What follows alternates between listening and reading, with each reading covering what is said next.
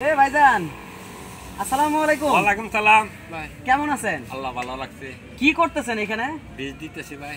আপনি যে এখানে বীজ দিতেছেন, তা আপনার মুখের মাস্ক কই, আপনার হাতের গ্লাভস কই, মাথার কাপড় বা টুপি কই? আপনার তো কিছুই দেখতেছি না। তো এই পরিবেশে যে আপনি কীটনাশক মারতেছেন, এই বাতাসে উইরা নাকে মুখে আসতেছে, এই যে আমি যে এখানে আসছি আমার নাকে মুখে আসছে, আপনার নাকে মুখে কি আসে না?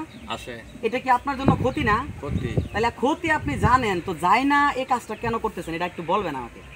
অনেক সময় মনে থাকে না, অনেক সময় পরিস্থিতি করে লাই, তাড়াতাড়ি করে লাই, পরেরটা পরে এরকম। এটা তো করা যাবে না। আর করা যায়, করবো না। হ্যাঁ, আপনারা যদি সচেতন না হন তাইলে এই যে কীটনাশকগুলো জমিতে দিচ্ছেন এগুলো আপনার নাকে মুখে এসে পড়তেছে, তো এর জন্য কিন্তু আপনার অনেক বড় ধরনের ক্ষতি হইব। আপনি অসুস্থ হয়ে যাবেন, পাশাপাশি আপনার কিডনি, লিভার এগুলো কিন্তু নষ্ট হবে।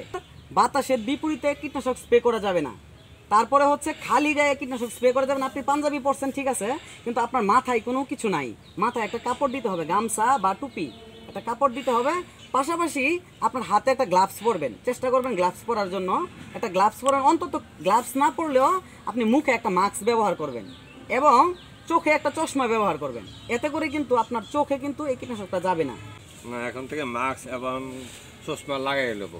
যেভাবে আপনি প্রোটেক্ট নিছেন এইভাবে যদি আপনি কীটনাশক স্প্রে করেন তাহলে হচ্ছে আপনার কোনো ক্ষতি হবে না। আসুন আমরা কীটনাশক ব্যবহারে সচেতন হই এবং অপরকে সচেতন করি।